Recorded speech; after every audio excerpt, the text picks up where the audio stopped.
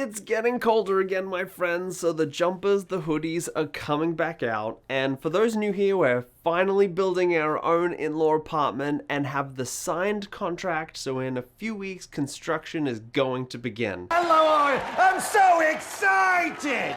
Which I now realized I mentioned that it's getting built off-site in other videos, but I haven't shared how or why. Why? It's getting built off-site because we're building a modular house, which is built to the same standards or even higher standards than a site-framed house, but it's done in a factory instead and then shipped to your location to be stitched together. You may have heard of similar terms like a manufactured home, which is also built off-site, but a manufactured home is built to the HUD building standards, not the same IBC standards that other homes around the area are built on. So a module is just a section of the house, and depending on how big of a house you want, it may need 2, 4, or even more modules that are all built off-site, shipped to your plot of land, and then stitched together like giant Legos. Once complete, you'd have no idea it was built differently to any site-framed house. So why would anyone want to do it that way rather than just have all the materials shipped to your location and built on site? Well, there's a few reasons. The first is energy efficiency. It's frickin' freezing in here, Mr. Bigglesworth.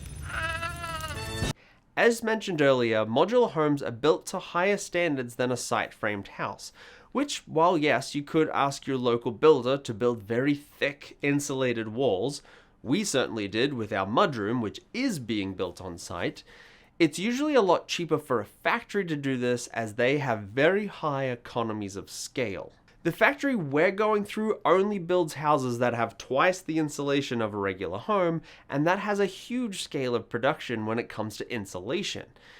Due to the higher cost of a high-performance home doing it on site, and how insulation is kind of a hidden, less sexy part of the build, it's often an easy thing to cut when budgets get tight. Nobody loves me. Nobody. Whereas at the scale a modular factory operates at, it's generally cheaper overall anyway, and the extra energy efficient options are a small add-on or might already be included. So in short, more insulation for less overall cost equals a lower cost to heat and cool your place later. Which makes me very happy. The second is that it's faster, no weather delays, as all contractors are inside a climate-controlled facility. The plumbers, electricians, carpenters are all inside working, so there's no delays when, say, the drywaller is waiting on the electrician to finish up another job. They just walk on over when that module is on the line and start working. So if we skip the design part, which would be pretty similar for both methods, the actual construction time is about 12 weeks in the factory. Then it's shipped down to your land. Add another month or two, depending on the size of the home, for any remaining finish work, and you're moving in. Also, because it's built off-site, your local crews can be developing the land in parallel, and that's what ours is doing actually. So the factory is starting our build as we speak, and in a couple of weeks, we'll have the foundation crew digging up our yard and pouring the new foundation in. So we don't have to wait for the foundation to be done before starting construction. They can just happen at the same time. Third is less waste. Now, this is part of benefit for the factory, part of benefit for you, and of course the planet. Go planet! But yes, while a local contractor will reuse supplies from one job to finish another, a lot of the time the leftovers are just thrown out in a dumpster. A modular factory, on the other hand, can control waste a lot more carefully, as many of the cuts are done by a computer-controlled saw, cutting directly from the plans, minimizing any mistakes, as well as being able to use offcuts for the next module in the line. What this translates for you then is less waste equals less material cost per job, which means they can bid a lower price for the finished house. An interesting alternative way of looking at this is we don't have our cars shipped in pieces to our house and then have an expert set of assemblers build our car on site. We have our cars built in a factory and then we pick them up complete. Now, of course, this isn't a perfect analogy. There's still plenty to be done on site to connect the modules and tie them into utilities. And of course, a car is a lot more mobile compared to a completed house.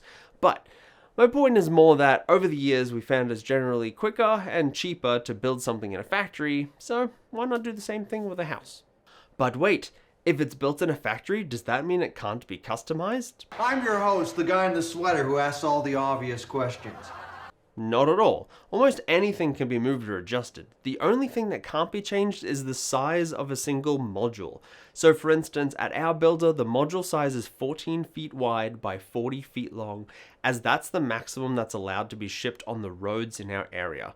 So you could have a 28-foot wide one by putting 2 modules side by side, or double that if you want 2 stories, but you couldn't have a 35-foot wide house as the modules don't go that wide. But the exterior windows, doors, interior walls, anything that goes in the walls, cabinets, you name it, anything else can be adjusted. Anyway, I thought this would be interesting as a modular house isn't something you see quite as often as a site-framed house, and we're hoping early next year we'll be seeing our module being delivered. So until then, take care, friends.